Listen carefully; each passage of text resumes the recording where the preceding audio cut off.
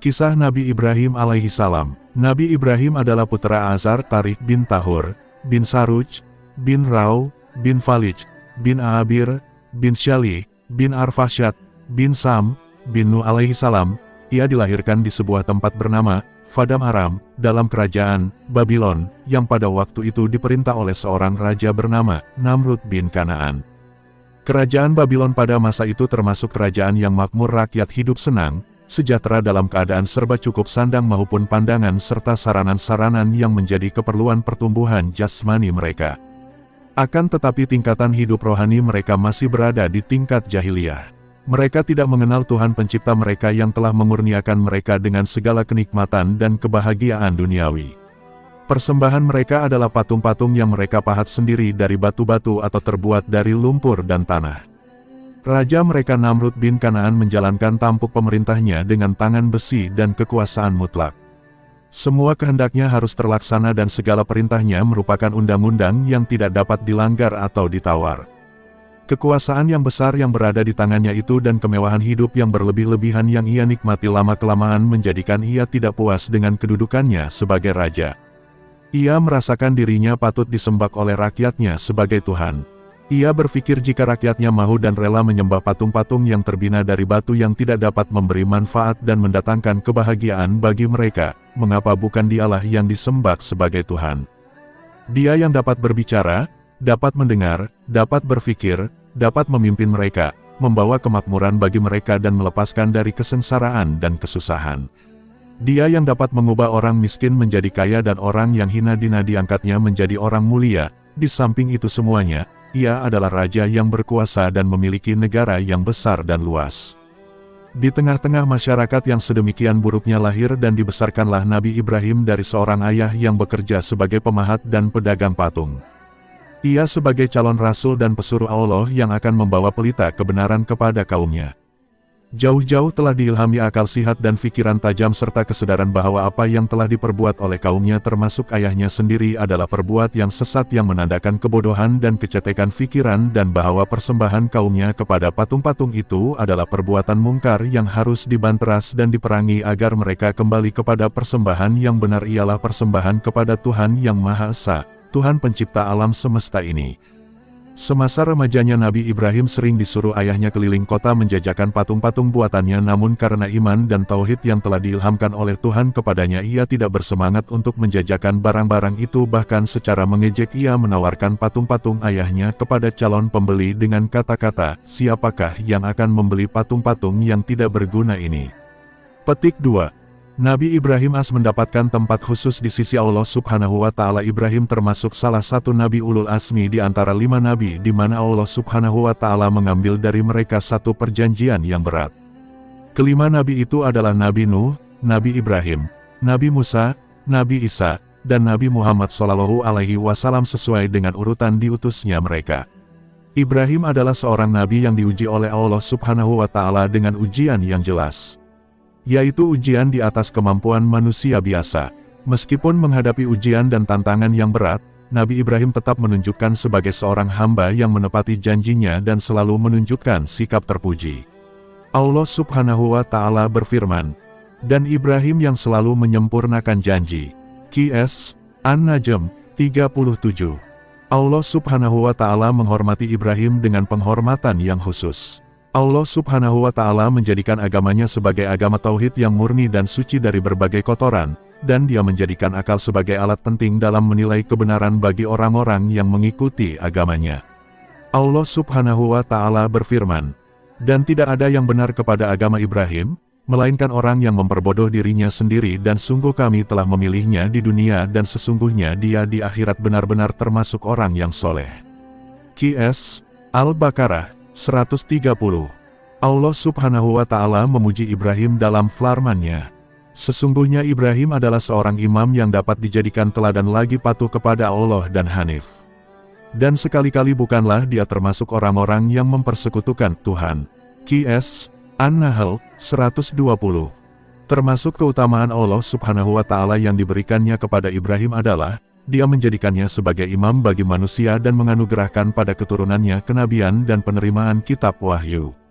Oleh karena itu, Kita dapati bahwa setiap nabi setelah Nabi Ibrahim adalah anak-anak dan cucu-cucunya. Ini semua merupakan bukti janji Allah Subhanahu wa Ta'ala kepadanya, di mana Dia tidak mengutus seorang nabi kecuali datang dari keturunannya. Demikian juga kedatangan nabi yang terakhir, yaitu Nabi Muhammad SAW, adalah sebagai wujud dari terkabulnya doa Nabi Ibrahim yang diucapkannya kepada Allah Subhanahu wa Ta'ala, di mana ia meminta agar diutus di tengah-tengah kaum yang ummi seorang rasul dari mereka. Ketika kita membahas keutamaan Nabi Ibrahim dan penghormatan yang Allah Subhanahu wa Ta'ala berikan kepadanya, niscaya kita akan mendapatkan hal-hal yang menakjubkan.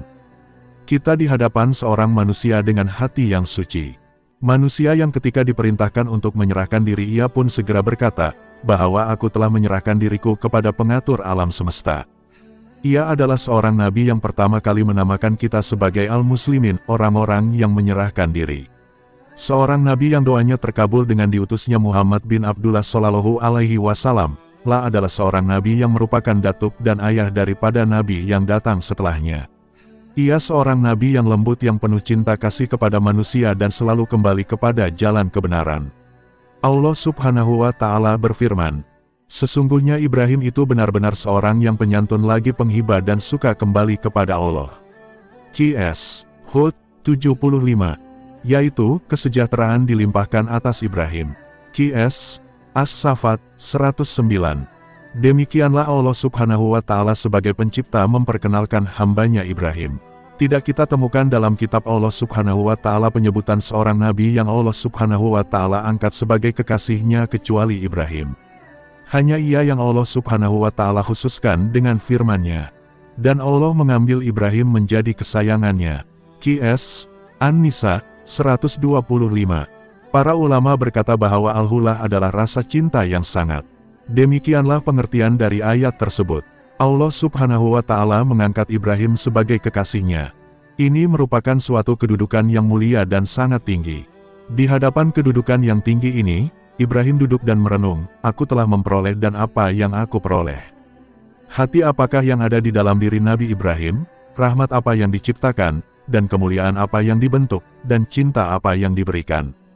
Sesungguhnya puncak harapan para pejalan rohani dan tujuan akhir para sufi adalah merebut cinta Allah Subhanahu wa Ta'ala. Bukankah setiap orang membayangkan dan mengangan-angankan untuk mendapatkan cinta dari Allah Subhanahu wa Ta'ala? Demikianlah harapan setiap manusia. Nabi Ibrahim adalah seorang hamba Allah Subhanahu wa Ta'ala yang berhak diangkatnya menjadi Al-Khalil, kekasih Allah Subhanahu wa Ta'ala. Itu adalah darjat dari darjat-darjat kenabian yang kita tidak mengetahui nilainya. Kita juga tidak mengetahui bagaimana kita menyifatinya. Berapa banyak pernyataan-pernyataan manusia berkaitan dengan hal tersebut, namun rasa-rasanya ia laksana penjara yang justru menggelapkannya. Kita di hadapan kurnia ilahi yang besar yang terpancar dari cahaya langit dan bumi. Adalah hal yang sangat mengagumkan bahwa setiap kali Nabi Ibrahim mendapatkan ujian dan kepedihan, beliau justru menciptakan permata. Adalah hal yang sangat mengherankan bahwa hati yang suci ini justru menjadi matang sejak usia dini. Al-Quran Al-Karim tidak menceritakan tentang proses kelahirannya dan masa kecilnya. Kita mengetahui bahwa di masa Nabi Ibrahim manusia terbagi menjadi 3 kelompok. Kelompok pertama menyembah patung-patung yang terbuat dari kayu dan batu. Kelompok kedua menyembah bintang dan bulan dan kelompok ketiga menyembah raja-raja atau penguasa. Cahaya akal saat itu padam sehingga kegelapan memenuhi segala penjuru bumi. Akhirnya, kehausan bumi untuk mendapatkan rahmat dan kelaparannya terhadap kebenaran pun semakin meningkat. Dalam suasana yang demikianlah Nabi Ibrahim dilahirkan. Ia dilahirkan dari keluarga yang mempunyai keahlian membuat patung atau berhala. Disebutkan bahwa ayahnya meninggal sebelum ia dilahirkan, kemudian ia diasuh oleh pamannya di mana pamannya itu menduduki kedudukan. Ayahnya, Nabi Ibrahim pun memanggil dengan sebutan-sebutan yang biasa ditujukan kepada seorang ayah. Ada yang mengatakan bahwa ayahnya tidak meninggal dan Azar adalah benar-benar ayahnya. Ada pendapat lain yang mengatakan bahwa Azar adalah nama salah satu patung yang cukup terkenal yang dibuat oleh ayahnya. Alhasil, Ibrahim berasal dari keluarga semacam ini. Kepala keluarga Ibrahim adalah salah seorang seniman yang terbiasa memahat patung-patung sehingga profesion si ayah mendapatkan kedudukan istimewa di tengah-tengah kaumnya. Keluarga Nabi Ibrahim sangat dihormati. Dalam bahasa kita saat ini bisa saja ia disebut dengan keluarga aristokrat. Dari keluarga semacam ini lahir seorang anak yang mampu menentang penyimpangan dari keluarganya sendiri, dan menentang sistem masyarakat yang rusak serta melawan berbagai macam ramalan para dukun, dan menentang penyembahan berhala dan bintang, serta segala bentuk kesyirikan. Akhirnya, beliau mendapatkan ujian berat saat beliau dimasukkan ke dalam api dalam keadaan hidup-hidup. Kita tidak ingin mendahului peristiwa tersebut. Kami ingin memulai kisah Nabi Ibrahim sejak masa kecilnya. Nabi Ibrahim adalah seseorang yang akalnya cemerlang sejak beliau berusia muda. Allah Jiwa Ta'ala menghidupkan hatinya dan akalnya dan memberinya hikmah sejak masa kecilnya. Nabi Ibrahim mengetahui saat beliau masih kecil bahwa ayahnya seseorang yang membuat patung-patung yang unik. Pada suatu hari, ia bertanya terhadap ciptaan ayahnya, kemudian ayahnya memberitahunya bahwa itu adalah patung-patung dari Tuhan-Tuhan. Nabi Ibrahim sangat keheranan melihat hal tersebut, kemudian timbul dalam dirinya, melalui akal sehatnya, penolakan terhadapnya. Uniknya, Nabi Ibrahim justru bermain-main dengan patung itu saat ia masih kecil, bahkan terkadang ia menunggangi punggung patung-patung itu seperti orang-orang yang biasa menunggang keldai dan binatang tunggangan lainnya. Pada suatu hari, ayahnya melihatnya saat menunggang punggung patung yang bernama Marduk. Saat itu juga ayahnya marah dan memerintahkan anaknya agar tidak bermain-main dengan patung itu lagi. Ibrahim bertanya, "Patung apakah ini wahai ayahku?" Kedua telinganya besar, lebih besar dari telinga kita. Ayahnya menjawab, "Itu adalah Marduk, Tuhan para Tuhan wahai anakku," dan kedua telinga yang besar itu sebagai simbol dari kecerdasan yang luar biasa. Ibrahim tampak tertawa dalam dirinya padahal saat itu beliau baru menginjak usia 7 tahun.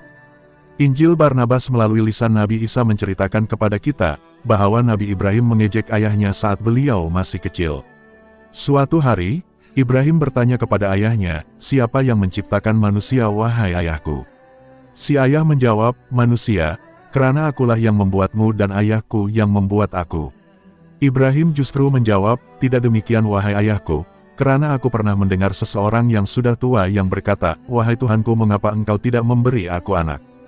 Si ayah berkata, 'Benar wahai anakku, Allah yang membantu manusia untuk membuat manusia namun dia tidak meletakkan tangannya di dalamnya.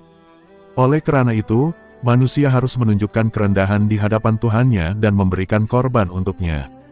Kemudian Ibrahim bertanya lagi, "Berapa banyak Tuhan-Tuhan itu wahai ayahku?" Si ayah menjawab, "Tidak ada jumlahnya wahai anakku."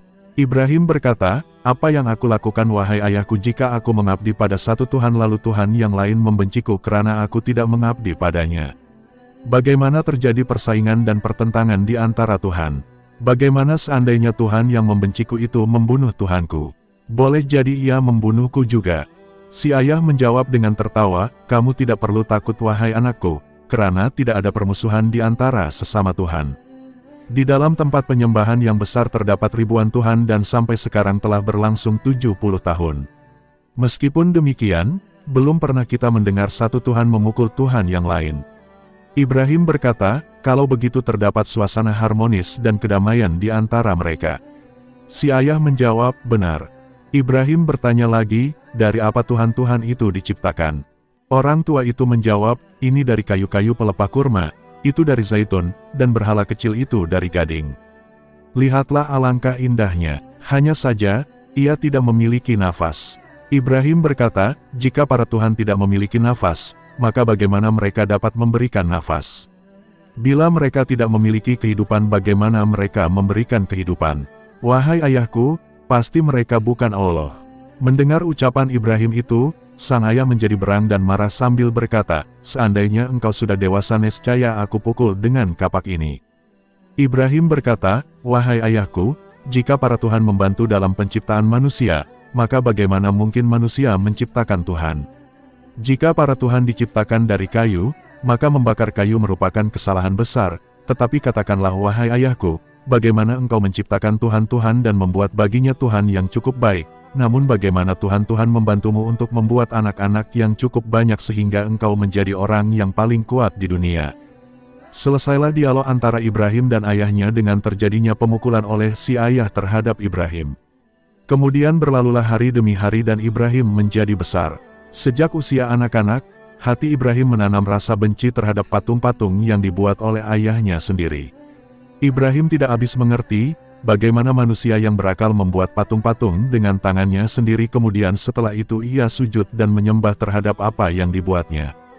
Ibrahim memperhatikan bahwa patung-patung tersebut tidak makan dan minum dan tidak mampu berbicara, bahkan seandainya ada seseorang yang membaliknya ia tidak mampu bangkit dan berdiri sebagaimana asalnya.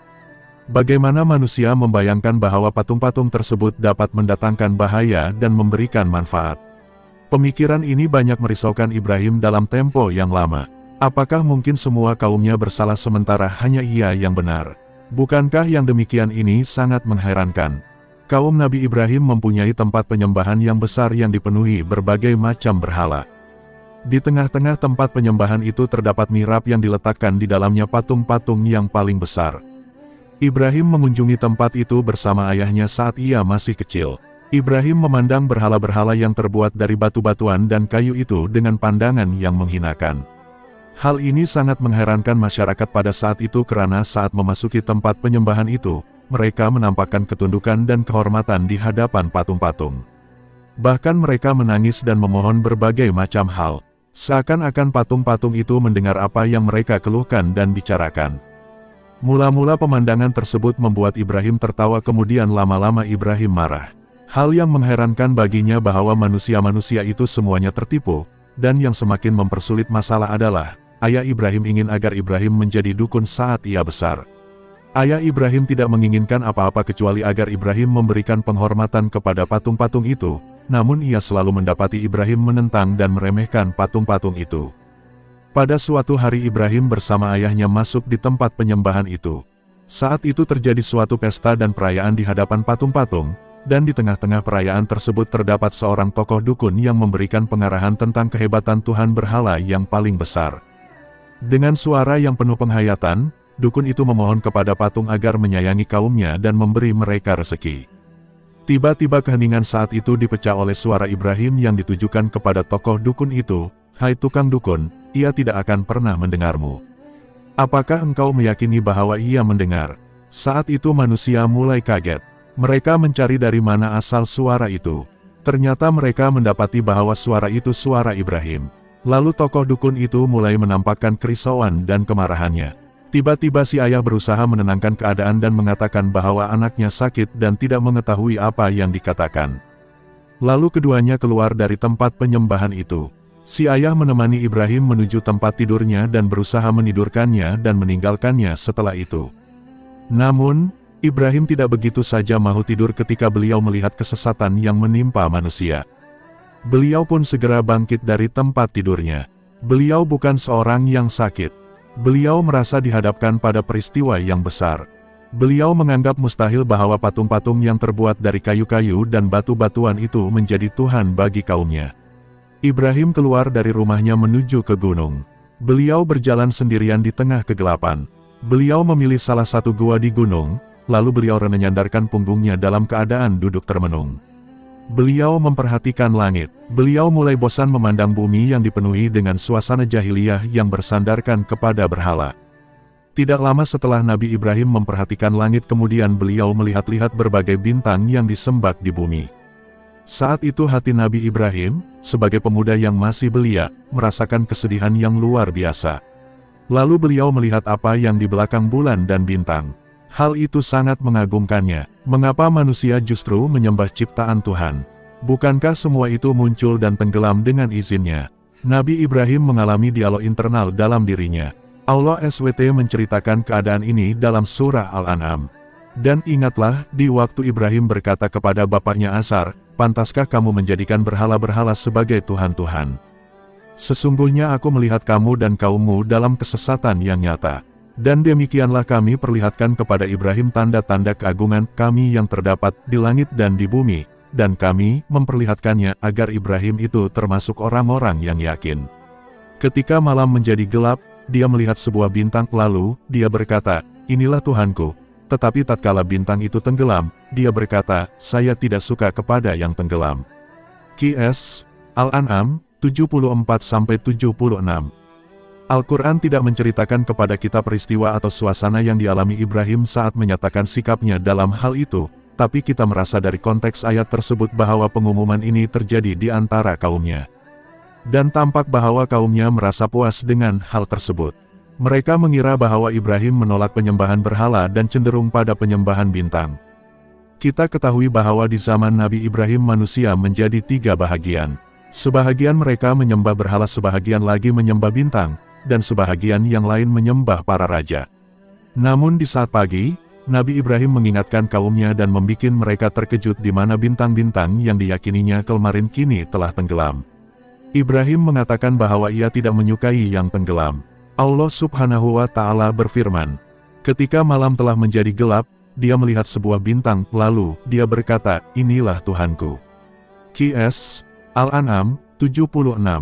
Ibrahim kembali merenung dan memberitahukan kaumnya pada malam kedua bahwa bulan adalah Tuhannya.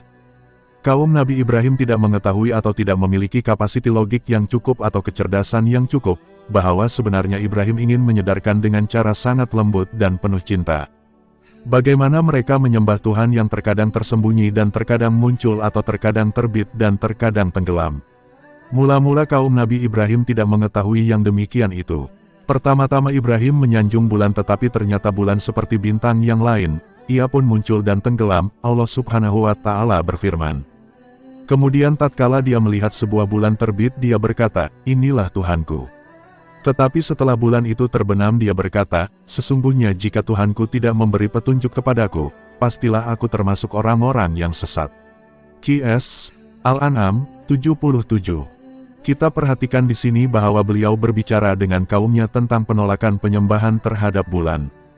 Ibrahim berhasil merobek keyakinan terhadap penyembahan bulan dengan penuh kelembutan dan ketenangan. Bagaimana manusia menyembah Tuhan yang terkadang tersembunyi dan terkadang muncul. Sungguh, kata Ibrahim, betapa aku membayangkan apa yang terjadi padaku jika Tuhan tidak membimbingku. Nabi Ibrahim mengisyaratkan kepada mereka bahwa beliau memiliki Tuhan, bukan seperti Tuhan-Tuhan yang mereka sembah. Namun lagi-lagi mereka belum mampu menangkap isyarat Nabi Ibrahim. Beliau pun kembali menggunakan argumentasi untuk menundukkan kelompok pertama dari kaumnya, yaitu penyembah bintang. Allah Subhanahu wa Ta'ala berfirman, kemudian tatkala dia melihat matahari terbit, dia berkata, inilah Tuhanku. Inilah yang lebih besar. Maka tatkala matahari itu terbenam, dia berkata, hai kaumku, sesungguhnya aku berlepas diri dari apa yang kamu persekutukan. Sesungguhnya aku menghadapkan diriku kepada Tuhan yang menciptakan langit dan bumi dengan cenderung kepada agama yang benar, dan aku bukanlah termasuk orang-orang yang mempersekutukan Tuhan. Qs. Al-An'am 78-79. Ibrahim berdialog dengan penyembah matahari. Beliau memberitahukan bahwa matahari adalah Tuhannya karena dia yang terbesar. Lagi-lagi Ibrahim memainkan peran yang penting dalam rangka menggugah pikiran mereka. Para penyembah matahari tidak mengetahui bahwa mereka menyembah makhluk.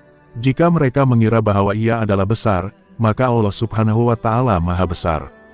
Setelah Ibrahim memberitahukan bahwa matahari adalah Tuhannya, beliau menunggu saat yang tepat sehingga matahari itu tenggelam, dan ternyata benar dia bagaikan sembahan-sembahan yang lain yang suatu saat akan tenggelam. Setelah itu Ibrahim memproklamirkan bahwa beliau terbebas dari penyembahan bintang. Ibrahim mulai memandang dan memberikan pengarahan kepada kaumnya bahwa di sana ada pencipta langit dan bumi. Argumentasi Ibrahim mampu memunculkan kebenaran, tetapi sebagaimana biasa kebatilan tidak tunduk begitu saja. Mereka mulai menampakkan taringnya dan mulai menggugat keberadaan dan kenekatan Ibrahim as. Mereka mulai menentang Nabi Ibrahim dan mulai mendebatnya dan bahkan mengancamnya. Allah Subhanahu wa Ta'ala berfirman, dan dia dibantah oleh kaumnya. Dia berkata, apakah kamu hendak membantahku tentang Allah, padahal sesungguhnya Allah telah memberi petunjuk kepadaku. Dan aku tidak takut kepada malapetaka dari sembahan-sembahan yang kamu persekutukan dengan Allah, kecuali jika Tuhanku menghendaki sesuatu dari malapetaka itu. Pengetahuan Tuhanku meliputi segala sesuatu. Maka apakah kamu tidak dapat mengambil pelajaran daripadanya? Bagaimana aku takut kepada sembahan-sembahan yang kamu persekutukan dengan Allah, padahal kamu tidak takut mempersekutukan Allah dengan sembahan-sembahan yang Allah sendiri tidak menurunkan hujah kepadamu untuk mempersekutukannya. Maka manakah di antara dua golongan itu yang lebih berhak mendapat keamanan dari malapetaka jika kamu mengetahui? Qs. Al-An'am 80-81. Kita tidak mengetahui sampai sejauh mana ketajaman pergelutan antara Nabi Ibrahim dan kaumnya, dan bagaimana cara mereka menakut-nakuti Nabi Ibrahim. Al-Quran tidak menyinggung hal tersebut. Namun yang jelas, tempat mereka yang penuh kebatilan itu mampu dilumpuhkan oleh Al-Quran. Dari cerita tersebut, Al-Quran mengemukakan Nabi bahwa Ibrahim menggunakan logik seorang yang berpikir sehat. Menghadapi berbagai tantangan dan ancaman dari kaumnya, Nabi Ibrahim justru mendapatkan kedamaian dan tidak takut kepada mereka. Allah Subhanahu wa Ta'ala berfirman, "Orang-orang yang beriman dan tidak mencampur adukan iman mereka dengan kelaliman, syirik, mereka itulah orang-orang yang mendapat keamanan dan mereka itu adalah orang-orang yang mendapat petunjuk." Qs. Al-An'am 82. Allah Subhanahu wa Ta'ala selalu memberikan hujah atau argumentasi yang kuat kepada Nabi Ibrahim sehingga beliau mampu menghadapi kaumnya. Allah Subhanahu wa Ta'ala berfirman, "Dan itulah hujah kami yang kami berikan kepada Ibrahim untuk menghadapi kaumnya. Kami tinggikan siapa yang kami kehendaki beberapa darjat. Sesungguhnya Tuhanmu maha bijaksana lagi maha mengetahui." Qs. Al-An'am 83. Ibrahim didukung oleh Allah Subhanahu wa Ta'ala dan diperlihatkan kerajaan langit dan bumi. Demikianlah Nabi Ibrahim terus melanjutkan penentangan pada penyembahan berhala. Tentu saat ini pergelutan dan pertentangan antara beliau dan kaumnya semakin tajam dan semakin meluas. Beban yang paling berat adalah saat beliau harus berhadapan dengan ayahnya, di mana profesi si ayah dan rahasia kedudukannya merupakan biang keladi dari segala penyembahan yang diikuti mayoriti kaumnya. Nabi Ibrahim keluar untuk berdakwah kepada kaumnya dengan berkata, "Patung-patung apakah ini yang kamu tekun beribadah kepadanya?" Mereka menjawab, "Kami mendapati bapak-bapak kami menyembahnya." Ibrahim berkata, "Sesungguhnya kamu dan bapak-bapakmu berada dalam kesesatan yang nyata." Mereka menjawab, "Apakah kamu datang kepada kami sungguh-sungguh ataukah kamu termasuk orang yang bermain-main?" Ibrahim berkata, "Sebenarnya Tuhan kamu adalah Tuhan langit dan bumi yang telah menciptakannya, dan aku termasuk orang-orang yang dapat memberikan bukti atas yang demikian itu." Qs. Al-Anbiya 52-56. Selesailah urusan, mulailah terjadi pergelutan antara Nabi Ibrahim dan kaumnya. Tentu yang termasuk orang yang paling menentang beliau dan marah kepada sikap beliau itu adalah ayahnya dan bapak saudaranya yang mendidiknya laksana seorang ayah. Akhirnya, si ayah dan si anak terlibat dalam pergelutan yang sengit di mana kedua-duanya dipisahkan oleh prinsip-prinsip yang berbeda. Si anak bertengger di puncak kebenaran bersama Allah SWT sedangkan si ayah berdiri bersama kebatilan. Si ayah berkata kepada anaknya, "Sungguh besar ujianku kepadamu wahai Ibrahim. Engkau telah berkhianat kepadaku dan bersikap tidak terpuji kepadaku." Ibrahim menjawab, "Wahai bapakku, mengapa kamu menyembah sesuatu yang tidak dapat mendengar, tidak melihat dan tidak dapat menolong kamu sedikitpun? Wahai bapakku, sesungguhnya telah datang kepadaku sebahagian ilmu pengetahuan yang tidak datang kepadamu, maka ikutilah aku, nescaya aku akan menunjukkan kepadamu jalan yang lurus. Wahai bapakku, janganlah kamu menyembah Saitan, sesungguhnya Saitan itu derhaka kepada Tuhan yang Maha Pemurah.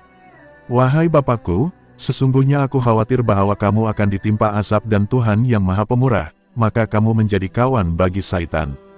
Qs. Maryam 42-45. Sang ayah segera bangkit dan ia tak kuasa lagi untuk meledakkan amarahnya kepada Ibrahim. "Bencikah kamu kepada Tuhan-Tuhanku, hai Ibrahim? Jika kamu tidak berhenti, maka nescaya kamu akan aku rejam, dan tinggalanlah aku buat waktu yang lama." Qs. Maryam 46. "Jika engkau tidak berhenti dari dakwahmu ini, sungguh aku akan merejammu. Aku akan membunuhmu dengan pukulan batu. Demikian balasan siapapun yang menentang Tuhan. Keluarlah dari rumahku, aku tidak ingin lagi melihatmu. Keluar." Akhirnya, pertentangan itu membawa akibat pengusiran Nabi Ibrahim dari rumahnya, dan beliau pun terancam pembunuhan dan perejaman. Meskipun demikian, sikap Nabi Ibrahim tidak pernah berubah. Beliau tetap menjadi anak yang baik dan nabi yang mulia. Beliau berdialog dengan ayahnya dengan menggunakan adab para nabi dan etika para nabi. Ketika mendengar penghinaan, pengusiran, dan ancaman pembunuhan dari ayahnya, beliau berkata dengan lembut, "Semoga keselamatan dilimpahkan kepadamu. Aku akan meminta ampun bagimu kepada Tuhanku, sesungguhnya Dia sangat baik kepadaku. Dan aku akan menjauhkan diri darimu dan dari apa yang kamu sembah selain Allah, dan aku akan berdoa kepada Tuhanku, mudah-mudahan aku tidak akan kecewa dengan berdoa kepada Tuhanku." Qs. Maryam, 47-48. Nabi Ibrahim pun keluar dari rumah ayahnya. Beliau meninggalkan kaumnya dan menyembah selain Allah SWT. Beliau menetapkan suatu urusan dalam dirinya. Beliau mengetahui bahwa di sana ada pesta besar yang diadakan di tepi sungai di mana manusia-manusia berduyun-duyun menuju ke sana. Beliau menunggu sampai perayaan itu datang di mana saat itu kota menjadi sunyi karena ditinggalkan oleh manusia yang hidup di dalamnya dan mereka menuju ke tempat itu. Jalan-jalan yang menuju tempat penyembahan menjadi sepi dan tempat penyembahan itu pun ditinggalkan oleh penjaganya. Semua orang mengikuti pesta itu. Dengan penuh hati-hati, Ibrahim memasuki tempat penyembahan dengan membawa kapak yang tajam. Ibrahim melihat patung-patung Tuhan yang terukir dari batu-batu dan kayu-kayu. Ibrahim pun melihat makanan yang diletakkan oleh manusia di depannya sebagai hadiah dan nazar. Ibrahim mendekat pada patung-patung itu. Kepada salah satu patung, dengan nada bercanda, ia berkata, "Makanan yang ada di depanmu, hai patung, telah dingin. Mengapa engkau tidak memakannya?" Namun patung itu tetap membisu. Ibrahim pun bertanya kepada patung-patung lain di sekitarnya. Kemudian ia pergi dengan diam-diam kepada berhala-berhala mereka, lalu ia berkata, "Mengapa kalian tidak makan?" Qs. Safat, 91. Ibrahim mengejek patung-patung itu. Ibrahim mengetahui bahwa patung itu memang tidak dapat memakannya. Ibrahim bertanya kepada patung-patung itu, "Mengapa kamu tidak menjawab?" Qs. Safat, 92. Ibrahim pun langsung mengangkat kapak yang ada di tangannya dan mulai menghancurkan tuhan-tuhan yang palsu yang disembah oleh manusia. Ibrahim menghancurkan seluruh patung-patung itu dan hanya menyisakan satu patung. Lalu beliau menggantungkan kapak itu di lehernya. Setelah melaksanakan tugas itu, beliau pergi menuju ke gunung. Beliau telah bersumpah untuk membawa suatu bukti yang jelas, bahkan bukti praktis tentang kebodohan kaumnya dalam menyembah selain Allah Subhanahu wa Ta'ala. Akhirnya, pesta perayaan itu selesai dan manusia kembali ke tempat mereka masing-masing. Dan ketika salah seorang masuk ke tempat sembahan itu, ia pun berteriak. Manusia-manusia datang menolongnya dan ingin mengetahui apa sebab di balik teriakan itu. Dan mereka mengetahui bahwa Tuhan-Tuhan semuanya telah hancur, yang tersisa hanya satu. Mereka mulai berpikir siapa penyebab semua ini. Akhirnya mereka pun mengetahui dan menyadari bahwa ini adalah Nabi Ibrahim yang telah mengajak mereka untuk menyembah Allah Subhanahu wa Ta'ala. Mereka berkata, "Kami dengar ada seorang pemuda yang mencela berhala-berhala. Ini yang bernama Ibrahim." Qs. Al-Anbiya, 60. Mereka segera mendatangi Ibrahim. Ketika Ibrahim datang, mereka bertanya kepadanya. Mereka bertanya, "Apakah benar engkau yang melakukan semua ini terhadap Tuhan kami, wahai Ibrahim?" Qs. Al-Anbiya, 62. Ibrahim membalas dengan senyuman lalu ia menunjuk kepada Tuhan yang paling besar yang tergantung di lehernya sebuah kapak. "Tidak." Ibrahim menjawab, "Sebenarnya patung yang besar itulah yang melakukannya. Maka tanyakanlah kepada berhala itu, jika mereka dapat berbicara." Qs. Al-Anbiya, 63. Para dukun berkata, "Siapa yang harus kita tanya?" Ibrahim menjawab, "Tanyalah kepada Tuhan kalian." Kemudian mereka berkata, "Bukankah engkau mengetahui bahwa Tuhan-Tuhan itu tidak berbicara?" Ibrahim membalas, "Mengapa kalian menyembah sesuatu yang tidak mampu berbicara, sesuatu yang tidak mampu memberikan manfaat dan sesuatu yang tidak mampu memberikan mudarat? Tidakkah kalian mau berpikir sebentar di mana letak akal kalian? Sungguh Tuhan-Tuhan kalian telah hancur sementara Tuhan yang paling besar berdiri dan hanya memandanginya. Tuhan-Tuhan itu tidak mampu menghindarkan gangguan dari diri mereka, dan bagaimana mereka dapat mendatangkan kebaikan buat kalian? Tidakkah kalian mau berpikir sejenak? Kapak itu tergantung di Tuhan yang paling besar, tetapi anehnya dia tidak dapat menceritakan apa yang terjadi. Ia tidak mampu berbicara, tidak mendengar, tidak bergerak, tidak melihat, tidak memberikan manfaat, dan tidak membahayakan. Ia hanya sekadar batu. Lalu mengapa manusia menyembah batu? Di mana letak akal pikiran yang sehat? Allah SWT menceritakan peristiwa tersebut dalam firman-Nya. Dan sesungguhnya telah kami anugerahkan kepada Ibrahim hidayah kebenaran sebelum Musa dan Harun, dan adalah kami mengetahui keadaannya. Ingatlah ketika Ibrahim berkata kepada bapaknya dan kaumnya, "Patung-patung itu apakah ini yang kamu tekun beribadat kepadanya?" Mereka menjawab, "Kami mendapati bapak-bapak kami menyembahnya."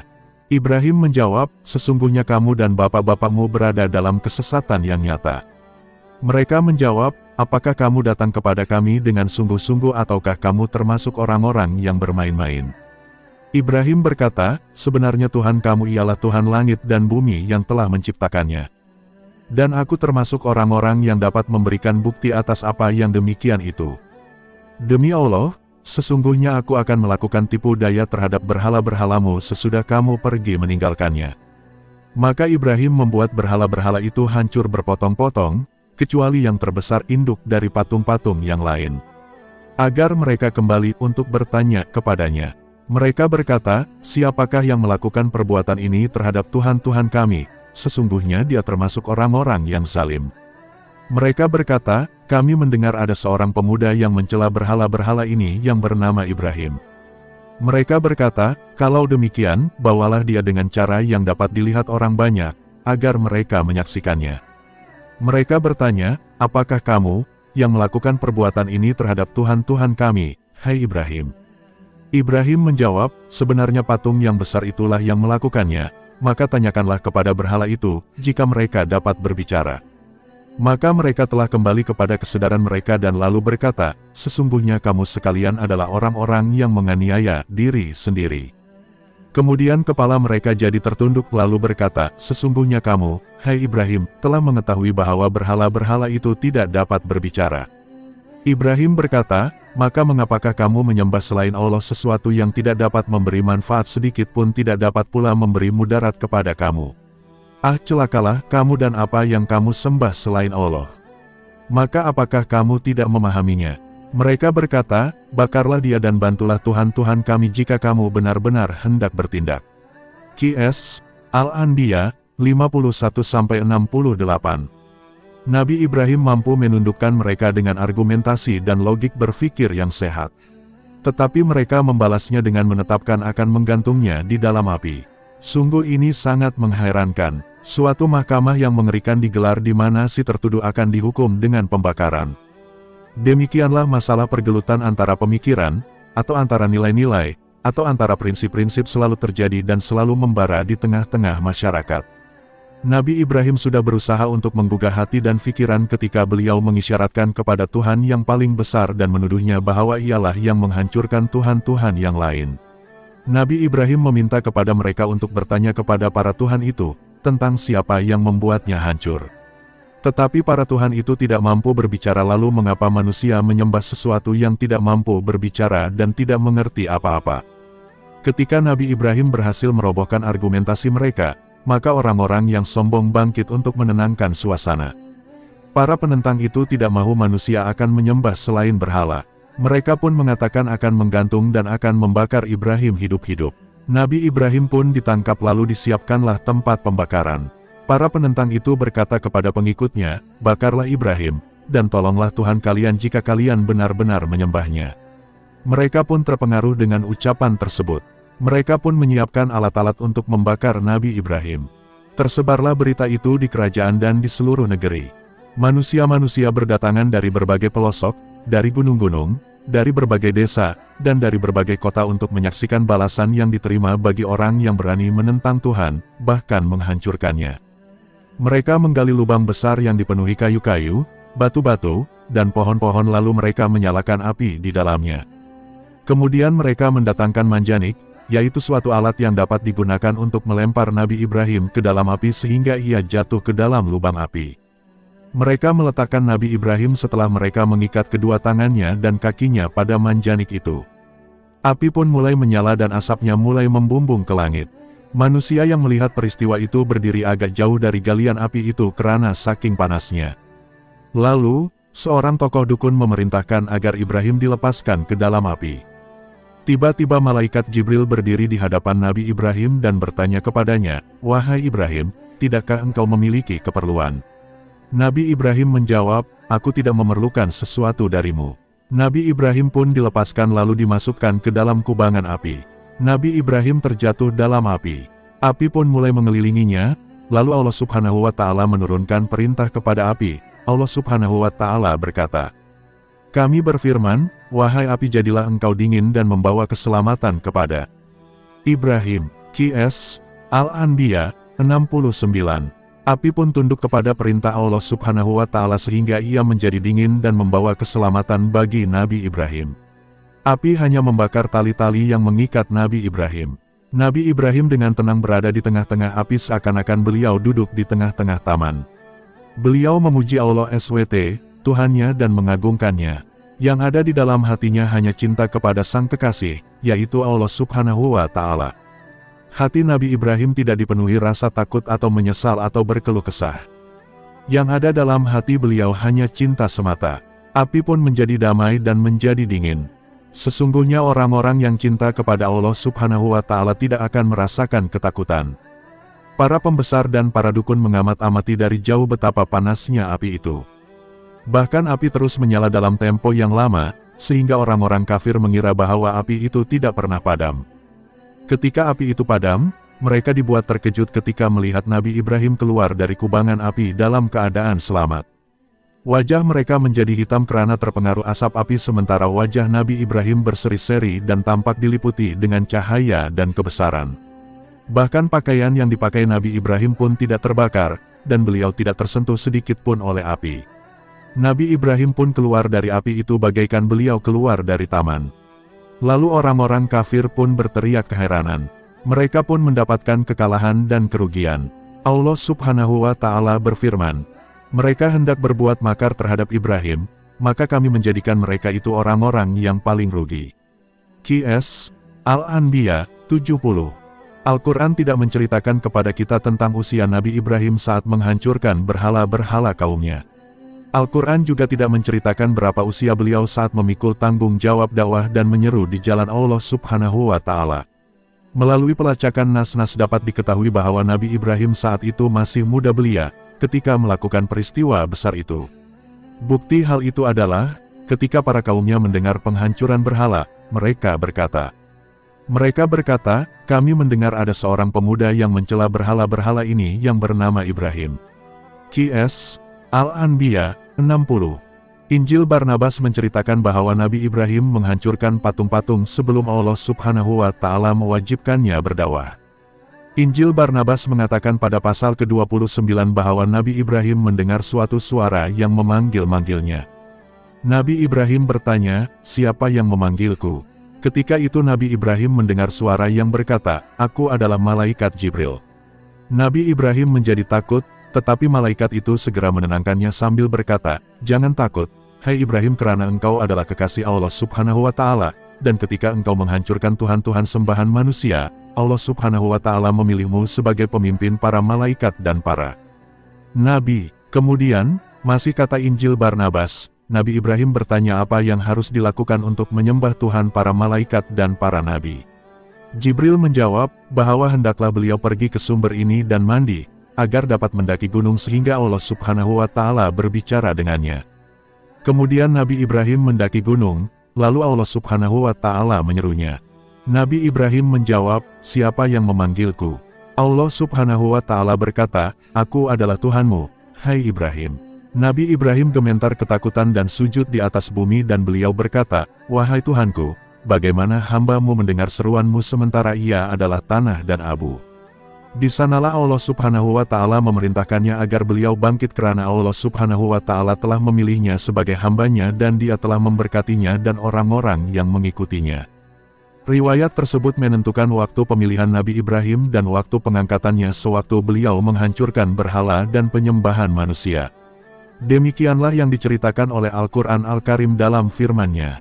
Ketika Tuhannya berfirman kepadanya, tunduk patuhlah.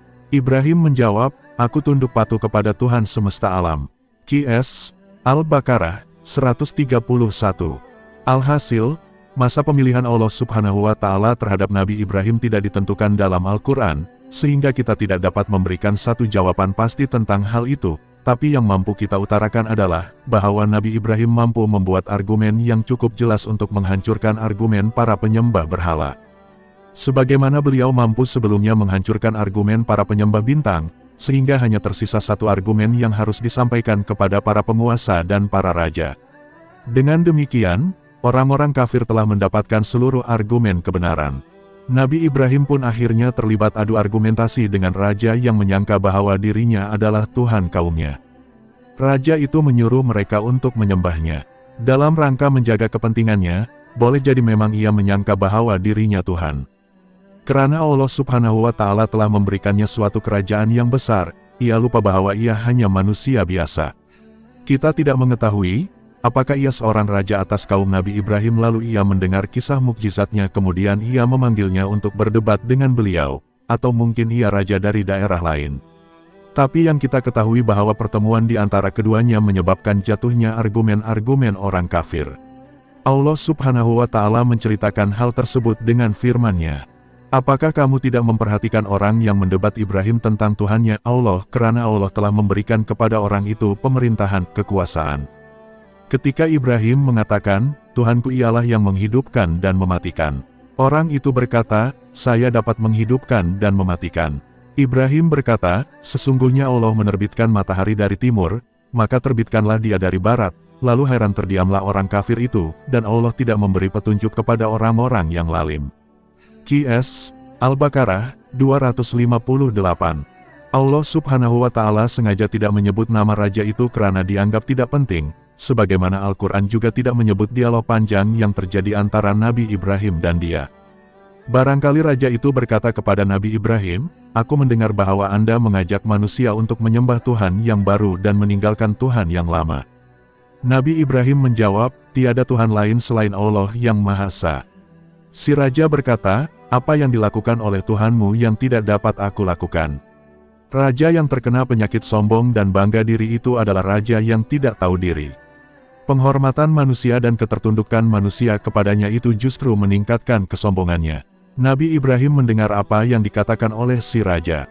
Nabi Ibrahim mengetahui segala sesuatunya. Nabi Ibrahim berkata dengan lembut, Tuhanku adalah yang mampu menghidupkan dan mematikan. Qs. Al-Baqarah, 258. Si raja membalas, aku pun menghidupkan dan mematikan. Qs. Al-Baqarah, 258. Nabi Ibrahim tidak bertanya bagaimana si raja menghidupkan dan mematikan. Nabi Ibrahim tahu bahwa sebenarnya ia berbohong. Raja berkata, aku mampu menghadirkan seseorang yang sedang berjalan lalu aku membunuhnya, dan pada kesempatan yang lain aku mampu memaafkan orang yang sudah dipastikan untuk dihukum gantung lalu aku menyelamatkannya dari kematian. Dengan demikian, aku mampu memberi kehidupan dan kematian. Mendengar kebodohannya itu, Nabi Ibrahim tertawa dan pada saat yang sama beliau merasakan kesedihan. Tetapi Nabi Ibrahim ingin mematahkan argumen raja itu yang mengatakan bahwa ia mampu menghidupkan dan mematikan, padahal sebenarnya ia tidak mampu. Nabi Ibrahim berkata, sesungguhnya Allah mampu mendatangkan matahari dari timur, maka kalau engkau mampu datangkanlah ia dari barat. Qs. Al-Baqarah, 258. Mendengar tentangan Nabi Ibrahim itu, raja menjadi terpaku dan terdiam ia merasa tidak mampu. Tidak mampu berkata-kata lagi. Nabi Ibrahim berkata kepada raja bahwa Allah Subhanahu wa Ta'ala mampu mendatangkan matahari dari timur, apakah ia mampu mendatangkan matahari dari barat? Tentu raja tidak mampu mendatangkannya. Alam mempunyai aturan dan undang-undang yang diatur dan diciptakan oleh Allah Subhanahu wa Ta'ala di mana tiada makhluk yang lain yang mampu mengubahnya. Jika raja mengaku bahwa ia benar-benar Tuhan, maka tentu ia dapat mengubah hukum alam tersebut. Saat itu si raja merasa tidak mampu memenuhi tentangan itu.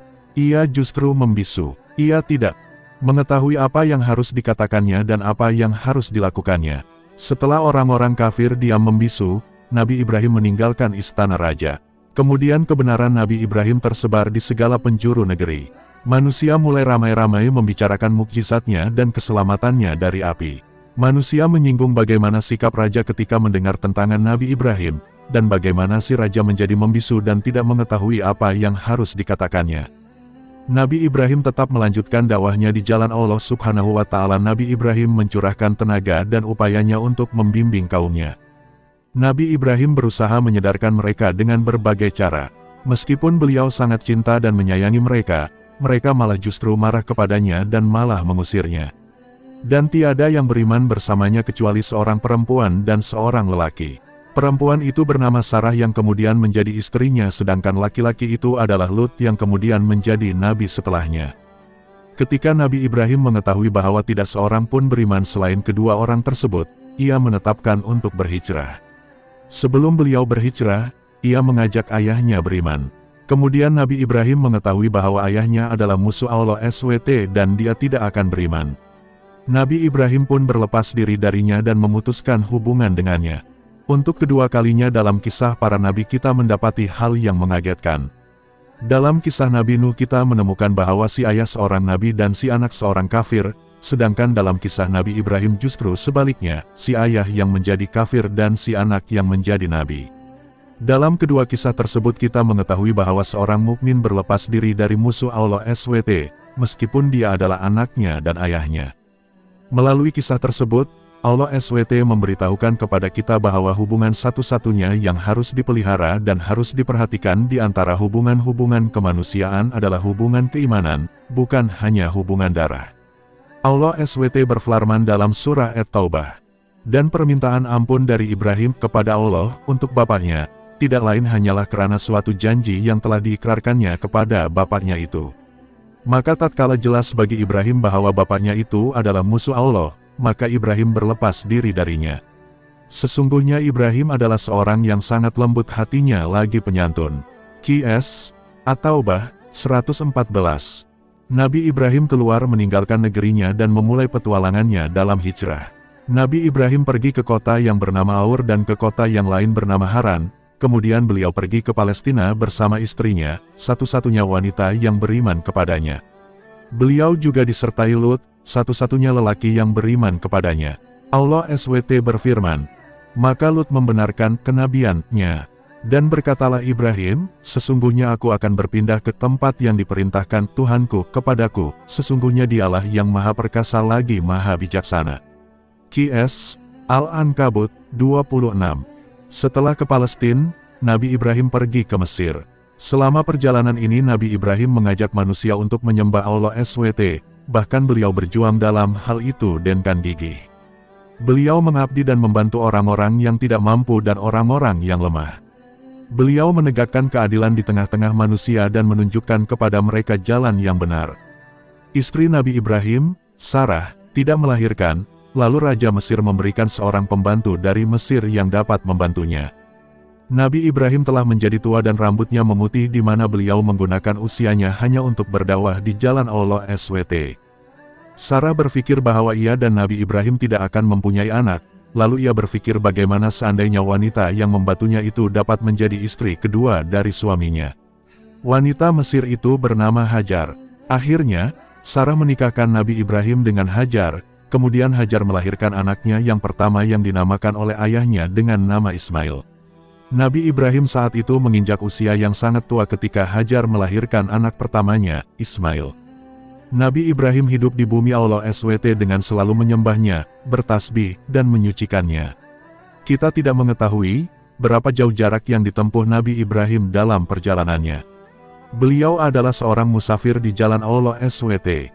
Seorang musafir di jalan Allah SWT menyadari bahwa hari-hari di muka bumi sangat cepat berlalu, kemudian ditiupkan sangkakala lalu terjadilah hari kiamat dan kemudian hari kebangkitan. Pada suatu hari, hati Nabi Ibrahim dipenuhi rasa kedamaian, cinta, dan keyakinan. Beliau ingin melihat kebesaran Allah SWT, Sang Pencipta. Beliau ingin melihat hari kiamat sebelum terjadinya. Allah SWT menceritakan sikapnya itu dalam firman-Nya. Dan ingatlah ketika Ibrahim berkata, "Ya Tuhanku, perlihatkanlah padaku bagaimana Engkau menghidupkan orang yang mati." Allah berfirman, "Belum yakinkah kamu?" Ibrahim menjawab, "Aku telah meyakininya, akan tetapi agar hatiku tetap mantap dengan imanku." Qs. Al-Baqarah, 260. Hasrat Nabi Ibrahim terhadap hal tersebut dipengaruhi oleh keimanan yang luar biasa, keimanan yang dipenuhi cinta kepada Allah SWT. Allah SWT berfirman, "Kalau demikian, ambillah 4 ekor burung lalu cincanglah semuanya." Allah berfirman, "Lalu letakkanlah di atas bahagian-bahagian itu, kemudian panggillah mereka, nescaya mereka datang kepadamu dengan segera, dan ketahuilah bahwa Allah Maha Perkasa lagi Maha Bijaksana." Qs. Al-Baqarah, 260. Nabi Ibrahim melakukan apa saja yang diperintahkan oleh Allah SWT. Beliau menyembelih 4 ekor burung lalu memisah-misahkan bahagiannya di atas gunung, kemudian ia memanggilnya dengan nama Allah SWT. Tiba-tiba bulu-bulu dan burung itu bangkit dan bergabung dengan sayap-sayapnya, kemudian dada dari burung itu mencari kepalanya. Akhirnya, bahagian-bahagian burung yang terpisah kembali bergabung. Burung itu pun kembali mendapatkan kehidupan, lalu burung itu terbang dengan cepat dan kembali ke pangkuan Nabi Ibrahim. Para ahli tafsir meyakini bahwa eksperimen ini berangkat dari kehausan ilmu yang ada pada Nabi Ibrahim, dan sebahagian lagi mengatakan bahwa beliau ingin melihat kebesaran Allah SWT saat menciptakan makhluknya. Beliau memang sudah mengetahui hasilnya, tapi beliau tidak melihat cara pembuatan penciptaan makhluk. Sebahagian mufasir lain mengatakan bahwa beliau merasa puas atas apa yang dikatakan oleh Allah SWT dan beliau tidak jadi menyembelih burung. Kami sendiri menilai bahwa eksperimen ini menunjukkan tingkat cinta yang tinggi yang dicapai oleh seorang musafir di jalan Allah SWT, yaitu Nabi Ibrahim. Seorang pencinta akan selalu timbul dalam dirinya hasrat, rasa tunduk, dan rasa ingin menambah cintanya. Demikianlah cinta Nabi Ibrahim. Inilah petualangan Nabi Ibrahim di mana setiap kali ia melalui perjalanannya, maka kehausan cintanya pun meningkat. Pada suatu hari Nabi Ibrahim bangun lalu beliau memerintahkan istrinya, Hajar, untuk membawa anaknya bersiap-siap untuk melalui perjalanan panjang. Setelah beberapa hari, dimulailah perjalanan Nabi Ibrahim bersama istrinya Hajar beserta anak mereka, Ismail. Saat itu Ismail masih menyusu pada ibunya. Nabi Ibrahim berjalan di tengah-tengah tanah yang penuh dengan tanaman, melewati gurun dan gunung-gunung. Kemudian beliau memasuki tanah Arab. Nabi Ibrahim menuju ke suatu lembah yang di dalamnya tidak ada tanaman, tidak ada buah-buahan, tidak ada pepohonan, tidak ada makanan dan tidak ada air. Lembah itu kosong dari tanda-tanda kehidupan. Nabi Ibrahim sampai ke lembah, lalu beliau turun dari atas punggung hewan tunggangannya. Lalu beliau menurunkan istrinya dan anaknya dan meninggalkan mereka di sana. Mereka hanya dibekali dengan makanan dan sedikit air yang tidak cukup untuk kebutuhan 2 hari. Ketika beliau mulai meninggalkan mereka dan berjalan, tiba-tiba istrinya segera menyusulnya dan berkata kepadanya, "Wahai Ibrahim, kemana engkau pergi? Mengapa engkau meninggalkan kami di lembah ini, padahal di dalamnya tidak terdapat sesuatu pun?" Nabi Ibrahim tidak segera menjawab dan ia tetap berjalan.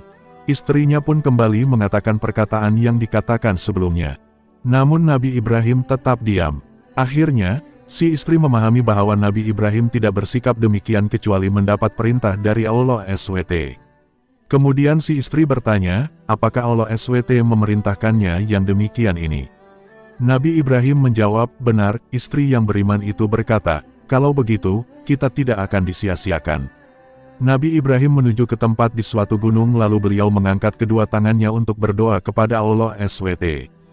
Ya Tuhan kami, sesungguhnya aku telah menempatkan sebahagian keturunanku di lembah yang tidak mempunyai tanam-tanaman di dekat rumah engkau Baitullah yang dihormati. Qs. Ibrahim, 37. Saat itu Baitullah belum dibangun. Terdapat hikmah yang tinggi dalam perjalanan yang penuh dengan misteri ini. Ismail ditinggalkan bersama ibunya di tempat ini. Ismail lah yang akan bertanggung jawab bersama ayahnya dalam pembangunan Ka'bah. Hikmah Allah SWT menuntut untuk didirikannya suatu bangunan di lembah itu dan dibangun di dalamnya Baitullah, di mana kita akan menuju ke sana dan menghadap kepadanya saat kita sholat. Nabi Ibrahim meninggalkan istrinya dan anaknya yang masih menyusu di padang Sahara. Ibu Ismail menyusui anaknya dan mulai merasakan kehausan. Saat itu matahari bersinar sangat panas dan membuat manusia mudah merasa haus. Setelah 2 hari, habislah air dan keringlah susu si ibu. Hajar dan Ismail merasakan kehausan, dan makanan telah tiada sehingga saat itu mereka merasakan kesulitan yang luar biasa. Ismail mulai menangis kehausan dan ibunya meninggalkannya untuk mencarikan air. Si ibu berjalan dengan cepat hingga sampai di suatu gunung yang bernama Safa. Ia menaikinya dan meletakkan kedua tangannya di atas keningnya untuk melindungi kedua matanya dari sengatan matahari. Ia mulai mencari-cari sumber air atau sumur atau seseorang yang dapat membantunya atau kafilah atau musafir yang dapat menolongnya atau berita, namun semua harapannya itu gagal. Ia segera turun dari Safa dan ia mulai berlari dan melalui suatu lembah dan sampai ke suatu gunung yang bernama Marwah. Ia pun mendakinya dan melihat apakah ada seseorang tetapi ia tidak melihat ada seseorang. Si ibu kembali ke anaknya dan ia masih mendapatinya dalam keadaan menangis dan rasa hausnya pun makin bertambah. Ia segera menuju ke Safa dan berdiri di atasnya, kemudian ia menuju ke Marwah dan melihat-lihat. Ia mondar-mandir, pulang dan pergi antara 2 gunung yang kecil itu sebanyak 7 kali. Oleh karenanya, Orang-orang yang berhaji berlari-lari kecil antara Safa dan Marwah sebanyak 7 kali. Ini adalah sebagai peringatan terhadap ibu mereka yang pertama dan nabi mereka yang agung, yaitu Ismail. Setelah putaran ke-7, Hajar kembali dalam keadaan letih dan ia duduk di sisi anaknya yang masih menangis. Di tengah-tengah situasi yang sulit ini, Allah SWT menurunkan rahmat-Nya. Ismail pun memukul-mukulkan kakinya di atas tanah dalam keadaan menangis, lalu memancarlah di bawah kakinya sumur Zam-Zam sehingga kehidupan si anak dan si ibu menjadi terselamatkan. Si ibu mengambil air dengan tangannya dan ia bersyukur kepada Allah SWT. Ia pun meminum air itu berserta anaknya, dan kehidupan tumbuh dan bersemi di kawasan itu. Sungguh benar apa yang dikatakannya bahwa Allah SWT tidak akan membiarkannya selama mereka berada di jalannya. Kafilah musafir mulai tinggal di kawasan itu dan mereka mulai mengambil air yang terpancar dari sumur Zam-Zam. Tanda-tanda kehidupan mulai mengepakkan sayapnya di daerah itu. Ismail mulai tumbuh dan Nabi Ibrahim menaruh kasih sayang dan perhatian padanya, lalu Allah SWT mengujinya dengan ujian yang berat. Allah SWT menceritakan ujian tersebut dalam firman-Nya.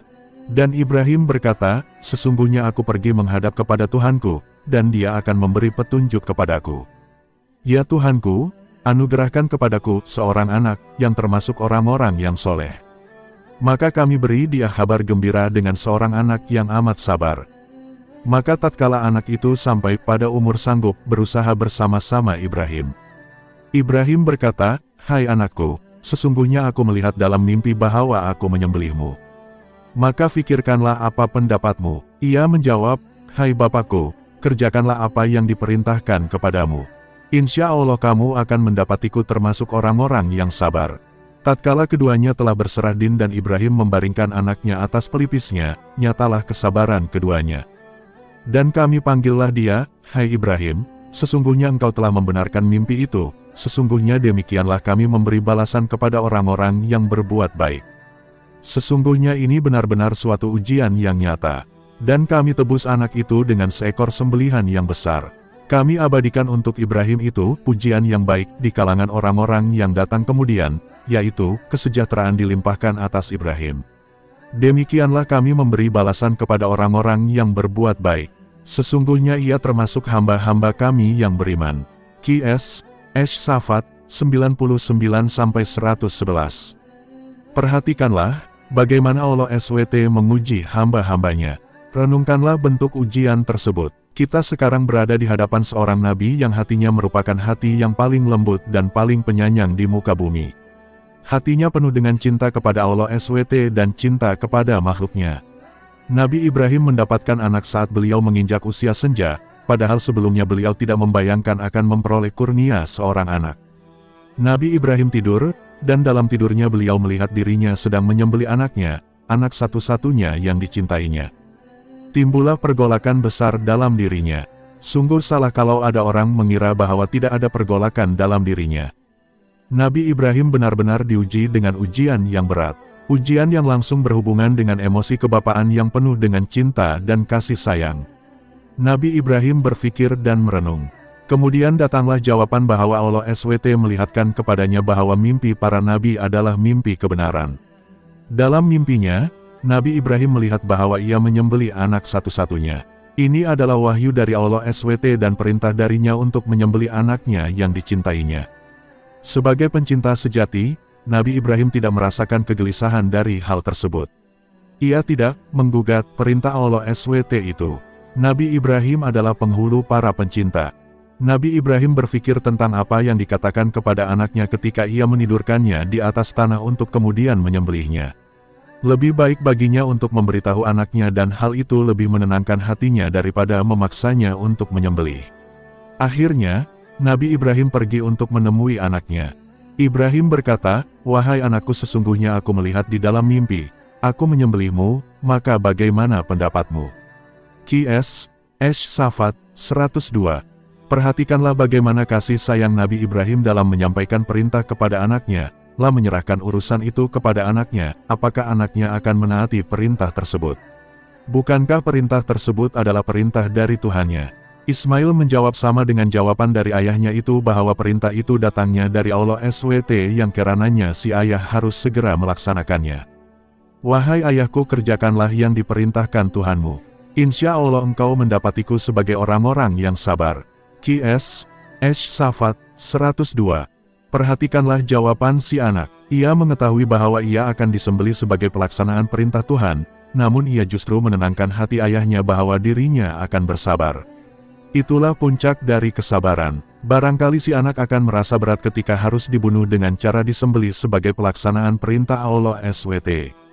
Tetapi Nabi Ibrahim merasa tenang ketika mendapati anaknya menentangnya untuk menunjukkan kecintaan kepada Allah SWT.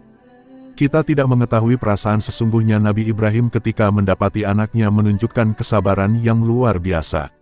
Allah SWT menceritakan kepada kita bahwa Ismail tertidur di atas tanah dan wajahnya tertelungkup di atas tanah sebagai bentuk hormat kepada Nabi Ibrahim agar saat ia menyembelihnya Ismail tidak melihatnya, atau sebaliknya. Kemudian Nabi Ibrahim mengangkat pisaunya sebagai pelaksanaan perintah Allah SWT. Tatkala keduanya telah berserah Din dan Ibrahim, membaringkan anaknya atas pelipisnya, nyatalah kesabaran keduanya. Qs. Ash-Shafat, 103. Al-Quran menggunakan ungkapan tersebut ketika keduanya menyerahkan diri terhadap perintah Allah SWT. Ini adalah wujud Islam yang hakiki. Hendaklah engkau memberikan sesuatu untuk Islam sehingga tidak ada sesuatu pun yang tersisa darimu. Pada saat pisau siap untuk digunakan sebagai perintah dari Allah SWT, Allah SWT memanggil Ibrahim. Selesailah ujiannya, dan Allah SWT menggantikan Ismail dengan suatu korban yang besar. Peristiwa tersebut kemudian diperingati sebagai hari raya oleh kaum muslim, yaitu hari raya yang mengingatkan kepada mereka tentang Islam yang hakiki yang dibawa dan diamalkan oleh Nabi Ibrahim dan Ismail. Demikianlah kisah Nabi Ibrahim. Nabi Ibrahim meninggalkan anaknya dan kembali berdakwah di bumi Allah SWT. Nabi Ibrahim berhijrah dari tanah Kaldanin, tempat kelahirannya di Irak, dan melalui Yordania dan tinggal di negeri Kanan. Saat berdakwah, beliau tidak lupa bertanya tentang kisah Nabi Lut bersama kaumnya. Nabi Lut adalah orang yang pertama kali beriman kepadanya. Allah SWT telah memberinya pahala dan telah mengutusnya sebagai nabi kepada kaum yang menentang kebenaran. Nabi Ibrahim duduk di luar khemahnya dan memikirkan tentang anaknya Ismail, dan kisah mimpinya serta tentang tebusan dari Allah SWT berupa korban yang besar. Hatinya penuh dengan gelora cinta. Nabi Ibrahim tidak mampu menghitung pujian yang harus ditujukan kepada Tuhannya. Matanya berlinangan air mata sebagai bukti rasa terima kasih dan syukur kepada Allah SWT. Mulailah butiran-butiran air matanya bercucuran. Nabi Ibrahim mengingat Ismail dan mulai rindu kepadanya. Dalam situasi seperti itu, turunlah malaikat Jibril, Israfil, dan Mikail ke bumi Jibril. Mereka berubah wujud menjadi manusia yang indah dan tampan. Mereka memegang misi dan tugas khusus. Mereka berjalan di depan Nabi Ibrahim dan menyampaikan berita gembira padanya, kemudian mereka akan mengunjungi kaum Nabi Lut dan memberikan hukum atas kejahatan kaumnya. Melihat wajah-wajah yang bersinar itu, Nabi Ibrahim tercengang dan mengangkat kepalanya. Nabi Ibrahim tidak mengenal mereka. Mereka mengawali ucapan salam. Dan Nabi Ibrahim membalas salam mereka. Nabi Ibrahim bangkit dari tempatnya dan menyambut mereka. Nabi Ibrahim mempersilakan mereka masuk ke dalam rumahnya. Nabi Ibrahim mengira bahwa mereka adalah tamu-tamu asing. Nabi Ibrahim mempersilakan mereka duduk, dan kemudian ia meminta izin kepada mereka untuk keluar dan menemui keluarganya. Sarah, istrinya, bangun ketika Nabi Ibrahim masuk menemuinya. Saat itu Sarah sudah mulai tua dan rambutnya mulai memutih. Nabi Ibrahim berkata kepada istrinya, "Aku dikunjungi oleh 3 orang asing." Istrinya bertanya, "Siapakah mereka?" Nabi Ibrahim menjawab, "Aku tidak mengenal mereka. Sungguh wajah mereka sangat aneh. Tak ragu lagi, mereka pasti datang dari tempat yang jauh, tetapi pakaian mereka tidak menunjukkan mereka berasal dari daerah yang jauh. Oh ya, apakah ada makanan yang dapat kita berikan kepada mereka?" Sarah berkata, "Separuh daging kambing." Nabi Ibrahim berkata, "Hanya separuh daging kambing. Kalau begitu, sembelilah 1 kambing yang gemuk." Mereka adalah tamu-tamu yang istimewa. Mereka tidak memiliki hewan tunggangan atau makanan. Barangkali mereka lapar, atau barangkali mereka orang-orang yang tidak mampu. Nabi Ibrahim memilih 1 kambing besar dan memerintahkan untuk disembelih serta menyebut nama Allah SWT saat menyembelihnya. Kemudian disiapkanlah makanan. Setelah siap, Nabi Ibrahim memanggil tamu-tamunya untuk makan, istrinya membantu untuk melayani mereka dengan penuh kehormatan. Nabi Ibrahim mengisyaratkan untuk menyebut nama Allah SWT, kemudian Nabi Ibrahim mulai mengawali untuk memakan agar mereka juga mulai makan. Nabi Ibrahim adalah orang yang sangat dermawan dan beliau mengetahui bahwa Allah SWT pasti membalas orang-orang yang dermawan. Barangkali di rumahnya tidak ada hewan lain selain kambing itu, tetapi karena kedermawanannya, beliau pun menghidangkan kambing itu untuk tamunya. Nabi Ibrahim memperhatikan sikap tamu-tamunya, namun tak seorang pun di antara tamunya yang menghulurkan tangan. Nabi Ibrahim mendekatkan makanan itu kepada mereka sambil berkata, "Mengapa kalian tidak makan?" Nabi Ibrahim kembali ke tempatnya sambil mencuri pandangan, tapi lagi-lagi mereka masih tidak memakannya. Saat itu Nabi Ibrahim merasakan ketakutan. Dalam tradisi kaum Badui diyakini bahwa tamu yang tidak mau makan hidangan yang disajikan oleh tuan rumah, maka ini berarti bahwa ia hendak berniat jelek pada tuan rumah. Nabi Ibrahim kembali berpikir dengan penuh keheranan melihat sikap tamu-tamunya. Nabi Ibrahim kembali berpikir, bagaimana tamu-tamu itu secara mendadak menemuinya di mana ia tidak melihat mereka sebelumnya kecuali setelah mereka ada di hadapannya. Mereka tidak memiliki binatang tunggangan yang menghantarkan mereka. Mereka juga tidak membawa bekal perjalanan. Wajah-wajah mereka sangat aneh baginya. Mereka adalah para musafir, tetapi anehnya tidak ada bekas debu perjalanan. Kemudian Nabi Ibrahim mengajak mereka makan, lalu mereka duduk di atas meja makan tetapi mereka tidak makan sedikit pun. Bertambahlah ketakutan Nabi Ibrahim. Beliau mengangkat pandangannya, lalu beliau mendapati istrinya Sarah berdiri di ujung kamar. Melalui pandangannya yang membisu, Nabi Ibrahim hendak mengatakan bahwa ia merasa takut terhadap tamu-tamunya, namun wanita itu tidak memahaminya. Nabi Ibrahim berpikir bahwa tamu-tamunya itu berjumlah 3 orang dan mereka tampak masih muda-muda sedangkan ia sudah tua. Para malaikat dapat membaca pikiran yang bergolak dalam diri Nabi Ibrahim. Salah seorang malaikat berkata padanya, "Janganlah engkau takut." Nabi Ibrahim mengangkat kepalanya dan dengan penuh kejujuran ia berkata, "Aku mengakui bahwa aku merasa takut. Aku telah mengajak kalian untuk makan dan telah menyambut kalian, tapi kalian tidak mau memakannya. Apakah kalian mempunyai niat buruk kepadaku?" Salah seorang malaikat tersenyum dan berkata, "Kita tidak makan wahai Ibrahim, karena kita adalah malaikat-malaikat Allah SWT dan kami telah diutus kepada kaum Lut." Mendengar semua itu, istri Nabi Ibrahim tertawa. Ia berdiri mengikuti dialog yang terjadi antara suaminya dan mereka. Salah seorang malaikat menoleh kepadanya dan memberinya kabar gembira tentang kelahiran Ishak. Allah SWT memberimu kabar gembira dengan kelahiran Ishak. Wanita tua itu dengan penuh kehairanan berkata, "Sungguh mengherankan, apakah aku akan melahirkan anak padahal aku adalah seorang perempuan tua, dan ini suamiku pun dalam keadaan yang sangat tua pula." Qs. Hud 72. Dan salah seorang malaikat kembali berkata kepadanya, "Dan sesudah Ishak lahir pula Yakub." Qs. Hud 71. Engkau akan menyaksikan kelahiran cucumu. Bergolaklah berbagai perasaan dalam hati Nabi Ibrahim dan istrinya. Suasana di kamar pun berubah dan hilanglah rasa takut dari Nabi Ibrahim. Kemudian hatinya dipenuhi dengan kegembiraan, istrinya yang mandul berdiri dalam keadaan gemetar, karena berita gembira yang dibawa oleh para malaikat itu cukup menggoncangkan jiwanya. Ia adalah wanita yang tua dan mandul dan suaminya juga laki-laki tua, maka bagaimana mungkin, padahal dia adalah wanita tua.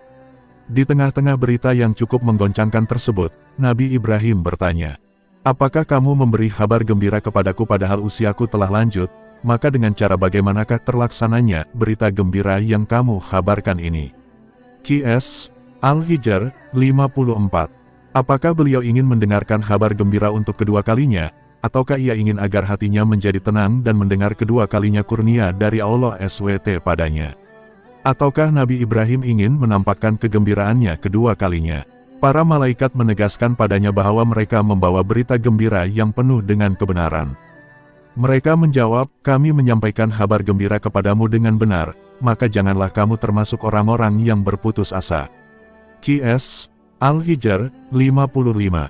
Ibrahim berkata, "Tidak ada orang yang berputus asa dari rahmat Tuhannya, kecuali orang-orang yang sesat." Qs. Al-Hijr 56.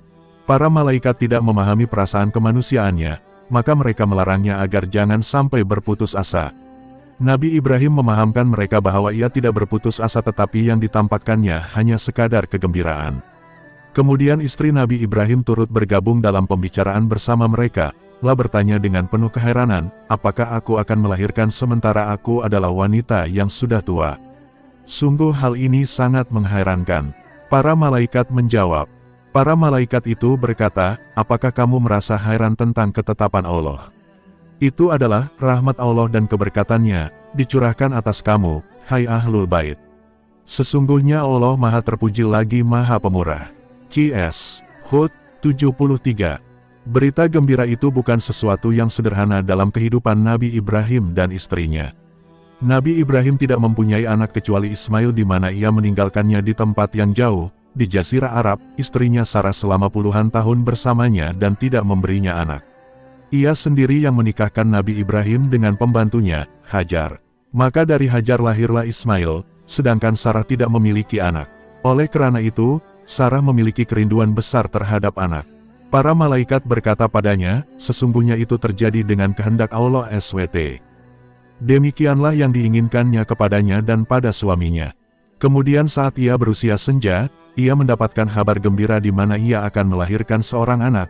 Bukan anak biasa tetapi seorang anak yang cerdas. Bukan ini saja, para malaikat juga menyampaikan kepadanya bahwa anaknya akan mempunyai anak cucunya, dan ia pun akan menyaksikannya. Wanita itu telah bersabar cukup lama, kemudian ia memasuki usia senja dan lupa. Lalu datanglah balasan Allah SWT dengan tiba-tiba yang menghapus semua ini. Air matanya berlinang saat ia berdiri karena saking gembiranya. Sementara itu Nabi Ibrahim merasakan suatu perasaan yang mengherankan. Hatinya dipenuhi dengan kasih sayang dan kedekatan. Nabi Ibrahim mengetahui bahwa ia sekarang berada di hadapan suatu nikmat yang ia tidak mengetahui bagaimana harus mensyukurinya. Nabi Ibrahim segera bersujud. Saat itu anaknya Ismail ada di sana, namun ia jauh darinya sehingga tidak melihatnya. Ismail ada di sana atas perintah Allah SWT, di mana dia memerintahkannya untuk membawa anaknya bersama ibunya dan meninggalkan mereka di suatu lembah yang tidak memiliki tanaman dan air. Demikianlah perintah tersebut tanpa ada keterangan yang lain. Nabi Ibrahim melaksanakan perintah tersebut dengan tulus, dan beliau hanya berdakwah dan menyembah Allah SWT. Allah SWT memberinya kabar gembira saat beliau menginjak usia tua dengan kelahiran Ishak dari istrinya Sarah, dan setelah kelahirannya disusul dengan kelahiran Yakub. Nabi Ibrahim bangun dari sujudnya lalu pandangannya tertuju pada makanan. Ia merasa tidak mampu lagi melanjutkan makan karena saking gembiranya. Ia memerintahkan pembantunya untuk mengangkat makanan, lalu beliau menoleh kepada para malaikat. Hilanglah rasa takut Nabi Ibrahim dan keresahannya menjadi tenang. Nabi Ibrahim mengetahui bahwa mereka diutus pada kaum Lut, sedangkan Lut adalah anak saudaranya yang tinggal bersamanya di tempat kelahirannya. Nabi Ibrahim mengetahui maksud pengutusan para malaikat pada Lut dan kaumnya. Ini berarti akan terjadi suatu hukuman yang mengerikan. Karakter Nabi Ibrahim yang penyayang dan lembut menjadikannya tidak mampu menahan kehancuran suatu kaum. Barangkali kaum Lut akan bertaubat dan masuk Islam serta menaati perintah Rasul mereka. Nabi Ibrahim mulai mendebat para malaikat tentang kaum Lut. Nabi Ibrahim berbicara kepada mereka, bahwa boleh jadi mereka akan beriman dan keluar dari jalan penyimpangan. Namun para malaikat memahamkannya bahwa kaum Lut adalah orang-orang yang jahat, dan bahwa tugas mereka adalah mengirim batu-batuan yang panas dari sisi Tuhan bagi orang-orang yang melampaui batas. Setelah para malaikat menutup pintu dialog itu, Nabi Ibrahim kembali berbicara kepada mereka tentang orang-orang mukmin dari kaum Lut. Ia bertanya kepada mereka, apakah kalian akan menghancurkan suatu desa yang di dalamnya terdapat 300 orang mukmin? Para malaikat menjawab, tidak. Nabi Ibrahim mulai mengurangi jumlah orang-orang mukmin dan ia bertanya lagi kepada mereka, apakah desa itu akan dihancurkan sementara masih ada sejumlah orang-orang mukmin ini? Para malaikat menjawab, kami lebih mengetahui orang-orang yang ada di dalamnya. Kemudian mereka memahamkannya bahwa perkara tersebut telah ditetapkan dan bahwa kehendak Allah SWT telah diputuskan untuk menghancurkan kaum Lut. Para malaikat memberi pengertian kepada Nabi Ibrahim agar beliau tidak terlibat lebih jauh dalam dialog itu karena Allah SWT telah memutuskan perintahnya untuk mendatangkan azab yang tidak dapat ditolak, suatu azab yang tidak dapat dihindari dengan pertanyaan Nabi Ibrahim. Namun pertanyaan Nabi Ibrahim itu berangkat dari seorang Nabi yang sangat penyayang dan penyantun. Allah SWT berfirman, Dan sesungguhnya utusan-utusan kami, malaikat-malaikat telah datang kepada Ibrahim dengan membawa kabar gembira. Mereka mengucapkan, Salamun, selamatlah, maka tidak lama kemudian Ibrahim menyuguhkan daging anak sapi yang dipanggang. Maka tatkala dilihatnya tangan mereka tidak menjamahnya, Ibrahim memandang aneh perbuatan mereka, dan merasa takut kepada mereka. Malaikat itu berkata, janganlah kamu takut, sesungguhnya kami adalah malaikat-malaikat yang diutus kepada kaum Lut. Dan istrinya berdiri di balik tirai, lalu dia tersenyum. Maka kami sampaikan kepadanya kabar gembira tentang kelahiran Ishak dan dari Ishak akan lahir puteranya Yakub. Istrinya berkata, sungguh mengherankan, apakah aku akan melahirkan anak padahal aku adalah seorang perempuan tua, dan ini suamiku pun dalam keadaan yang sudah tua pula. Sesungguhnya ini benar-benar suatu yang sangat aneh. Para malaikat itu berkata, apakah kamu merasa heran tentang ketetapan Allah? Itu adalah rahmat Allah dan keberkatannya, dicurahkan atas kamu, hai Ahlul Bait. Sesungguhnya Allah Maha Pemurah lagi Maha Terpuji. Maka tatkala rasa takut itu hilang dari Ibrahim dan berita gembira telah datang kepadanya, dia pun bersoal jawab dengan malaikat-malaikat kami tentang kaum Lut. Sesungguhnya Ibrahim itu benar-benar seorang yang penyantun lagi penghibah dan suka kembali kepada Allah. Hai Ibrahim, tinggalkanlah soal jawab ini, sesungguhnya telah datang ketetapan Tuhanmu, dan sesungguhnya mereka itu akan didatangi azab yang tidak dapat ditolak. Qs. Hud 69-76. Pernyataan malaikat itu sebagai syarat untuk mengakhiri perdebatan itu. Ibrahim pun terdiam. Marilah kita tinggalkan Nabi Ibrahim dan kita beralih pada Nabi Lut dan kaumnya. 1. Terdapat perbedaan pendapat dalam mentafsirkan kata AB dalam kisah Nabi Ibrahim AS dalam Al-Quran. Sebahagian mengertikannya dengan arti lahiriahnya, yaitu ayah. Tapi, kelompok yang lain beranggapan bahwa yang dimaksud dengan kata tersebut adalah bapak saudara. Pengarang Nabi Ibrahim A.S. dengan orang Majusi. Pernah suatu hari Nabi Ibrahim alaihissalam menolak seorang tamu yang berkunjung ke rumahnya. Nabi Ibrahim berkata, aku tidak menerima tamu seperti engkau selagi engkau tidak meninggalkan agamamu dan ajaran orang-orang Majusi. Orang Majusi itu meninggalkan rumah Nabi Ibrahim dengan perasaan duka cita sekali. Sikap Nabi Ibrahim alaihissalam tidak disenangi Allah sehingga turunlah wahyu yang bermaksud, apa kerugianmu jika engkau menerima tamu itu, walaupun dia mengingkari dan mengkafiriku.